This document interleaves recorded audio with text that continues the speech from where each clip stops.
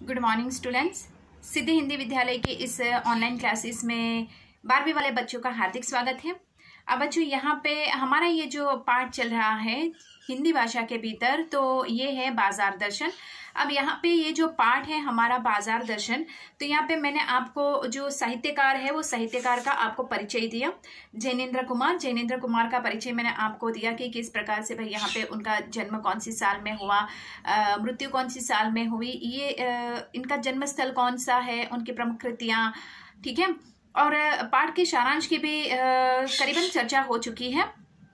मैंने आपको उस टाइम पे भी बताया था कल के वीडियो में कि बाजार दर्शन अर्थात हम जब भी कभी बाजार जाते हैं तो बाजार का हमारे दिलो दिमाग के ऊपर क्या प्रभाव पड़ता है, ठीक है। अब यहाँ पे जैसे कि बहुत सारी ऐसी बातें होती हैं। हम सबसे पहले ये टीवी का डिब्बा देखते हैं तो टीवी में हमें वो एडवर्टाइजमेंट दिखाई देती है, ठीक है। जैसे कि ये क्रीम है, ये पाउडर है, ये फेस वॉश है, ये साबुन है, ये बहुत सारी ऐसी प्रोडक्ट होती हैं।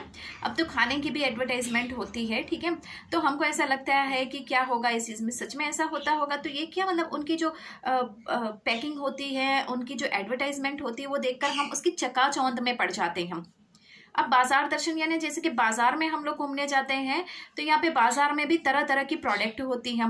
जैसे कि उदाहरण के तौर पे अगर बिग बाजार में जाए तो बिग बाजार में या डीमार्ट में जाते हैं तो वहाँ पे क्या होता है कि चीज़ें इस तरह से व्यवस्थित ढंग से पैकिंग करके वो लोग रखते हैं, इतनी सुंदर सी दिखाई देती है तो ऐसा लगता है ये ले कि वो ले, ठीक है। फिर कभी कभी मन हो जाता है कि हम अपने अगर परिवार के साथ गए हुए होते हैं, मम्मी के साथ या फिर अपने कोई फ्रेंड्स के साथ या फिर भाई बहनों के साथ, तो उनसे कहते हैं ना अगर मेरा बस चलता तो मैं सभी चीज़ ले लेती या ले लेता। तो इसके कहने का तात्पर्य क्या है कि बाजार दर्शन, बाजार में जाते समय बाजार हमारे ऊपर कैसा प्रभाव डालता है उसकी बात हो रही है। तो यहाँ पे पाठ की शुरुआत में जो लेखक है वो लेखक के मित्र, उनके मित्र जो होते हैं वो अपने बीवी के साथ बाजार में जाते हैं। काफी लंबे टाइम के बाद जब वो आते हैं तो उनके मित्र पति महाशय के हाथ में बहुत सारे बैग्स होती है बड़ी बड़ी। तो लेखक यहाँ पे पूछते हैं ये क्या है, तो उन्होंने जवाब ये जो थी मेरे साथ, ये जो थी मतलब पत्नी के बारे में कहा। तो मतलब उन्होंने कहा कि ये परचेज करने की जो सिस्टम है ये सब मतलब बीवियाँ काफ़ी अच्छी तरीके से उसको बखूबी निभाती है। हम लोग गए थे बाजार में एक आध दो वस्तु लेने के लिए, लेकिन ये जो थी मतलब ये मेरी पत्नी ने ये देखा वो देखा और ये सब ले लिया तो इसका ये हो गया। तो यहाँ पे मनी पावर की बात की गई है।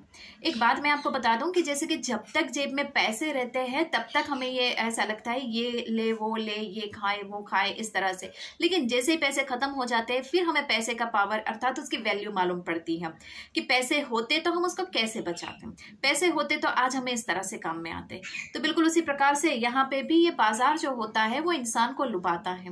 उसकी पैकिंग कभी देखिएगा, इतनी सुंदर सी पैकिंग होती है कि कभी कभी पैकिंग को देखकर हम वो वस्तु खरीदने के लिए तैयार हो जाते हैं। कभी कभी कपड़ा होता है तो कपड़े में जैसे कि हमें एक ही वस्तु लेनी है, एक साड़ी लेनी है, तो हम क्या करते हैं वो भी अच्छी लगी, वो भी अच्छी लगी, वो भी अच्छी लगी, तो मतलब उसके दाम जानकर फिर हम सोचते हैं मेरे पास इतने पैसे तो है, एक लेनी थी हम 3 ले लेते हैं, है ना। फिर कभी कभी ऐसा होता है कि बिस्किट का पैकेट खरीदना होता है, हम एक घर से तय करके निकलते हैं कि मुझे ये बिस्किट खानी है, यही लेनी है। फिर वहां जाते कोई नई बिस्किट देखते हैं तो सोचते हैं ये नहीं ये लेंगे, या फिर ये भी लेंगे और ये भी लेंगे। तो जरूरत नहीं थी लेकिन फिर भी हमने वो दूसरी चीज ले ली। कहने का तात्पर्य क्या है, कभी कभी चीजें जो होती है वो हमारे बजट से बाहर होती है लेकिन फिर भी हम उसको खरीदने के लिए तैयार हो जाते हैं। तो ये थोड़ी सी अलग बात होती है। कभी कभी चकाचौंध या फिर वो एडवर्टाइजमेंट हमारे दिलो दिमाग के ऊपर हावी हो जाती है कि जैसे कि यहाँ पे मैं आपको 2-3 प्रोडक्ट, जैसे कि यहाँ पे ये पॉन्ड्स पाउडर होता है, तो पॉन्ड्स पाउडर जैसे कि एडवर्टाइजमेंट में दिखाते हैं कि भाई ये पाउडर लगाने से इंसान गोरा हो जाता है। तो हम लोग क्या करते हैं कि हाँ इसकी खुशबू अच्छी होती है, ये दिखता अच्छा है, ये प्रोडक्ट अच्छी है, हम भी गोरे हो जाएंगे, ऐसे समझ के ये सारे प्रोडक्ट हम खरीद के लाते हैं, ठीक है। कभी कभी ऐसा होता है कि कोई एक जैसे कि जो वस्तु होती है हम उसके ऊपर, जैसे कि यहाँ पे मैं आपको बताऊँ तो ये जैसे कि ये एक वस्तु है, ठीक है, ये परफ्यूम है। तो ये परफ्यूम जो होता है तो उसकी खुशबू, हाँ, तो एडवर्टाइजमेंट में वो दिखाया गया, फिर वो कभी कभी वही देखकर हम ये प्रोडक्ट लेकर आते हैं। लेकिन हमारी एक जिम्मेदारी भी बनती है कि उसके पीछे जो दिया गया है कि वो कौन से साल में किस प्रकार मतलब बना है, उसकी एक्सपायरी डेट कौन सी होती है, यहाँ पे लिखा हुआ होता है, दाम भी लिखे हुए होते हैं, कब बना हुआ होता है, ये सब चीजें भी हमें देखकर खरीदना पड़ता है। क्योंकि कभी कभी कोई चीजें जो होती हैं हम ज्यादातर नहीं देखते हैं, हमें तो अगर खाने वाली वस्तु होती है तो वो पैकेट होते हैं, वो प्रोडक्ट उठा के लाते हैं और गपागप खा जाते हैं, इससे मतलब होता है। या फिर वो प्रोडक्ट अच्छी लगी, हमारे दाम में है, चलो खरीद लिया। अरे भाई, वो देखना पड़ता है कि वो हमारे लिए हमारी स्किन के अनुरूप है कि नहीं, हम पे अच्छा लगता है कि नहीं। हम हमारे साथ मतलब कोई परफ्यूम खरीद रहे हैं तो वो परफ्यूम हमें सूटेबल होता है कि नहीं, उसकी मतलब खुशबू जो होती है वो ज़्यादा स्ट्रॉन्ग तो नहीं है, नॉर्मल है कि नहीं, ये सब चीज़ें देखनी पड़ती है। लेकिन हमें जो अच्छा लगता है हम वही करते हैं। तो ये बाजार का प्रभाव हमारे ऊपर अलग अलग प्रकार से होता है। और यहाँ पे मनी पावर की बात की गई है जो बहुत महत्वपूर्ण होती है बच्चों। मनी पावर, परचेजिंग मतलब खरीदारी जो होती है। कभी कभी हम लोग कहीं पे जाते हैं घूमने के लिए तो अक्सर मतलब जेब गरम रख कर ही जाते हैं ताकि वो काम में आए। और वहां पे न खरीदने वाली चीजें यहाँ पे भी मिलती है, वहां पे भी मिलती है, लेकिन हम क्या करते हैं, उसको खरीद लेते हैं ताकि कोई पूछे कहाँ से लाए, हम वहां घूमने गए थे, वहां से हम खरीद के लाए। अरे भाई, जो चीज यहाँ पे मिलती है उसको क्यों खरीद। कभी कभी ऐसा भी होता है कि हमारे यहाँ वो चीज महंगे दाम में मिलती है और वहां पे वही चीज सस्ते दाम में मिलती है, तो हम खरीद सकते हैं। कहने का तात्पर्य ऐसा नहीं है कि पैसे खरीदने मतलब उसको बचत करके ही रखना है, उसको मतलब कोई भी चीज़ प्रोडक्ट खरीदनी नहीं है। लेकिन मेरा कहने का मतलब ये है कि अगर आप कोई चीज़ खरीदते हो तो वो चीज़ की सही मायने में ज़रूरत हो तो ही खरीदिए, बाकी नहीं। जैसे कि खाने की कोई चीज़ हो तो ज़रूरत है तभी खरीदो। यहाँ पे पाठ में लेखक का जो मित्र है तो वो जाते हैं एक चीज़ खरीदने के लिए, लेकिन लेकर आते हैं बहुत सारा सामान। फिर उनका दूसरा जो मित्र होता है वो अकेला ही जाता है बाजार में।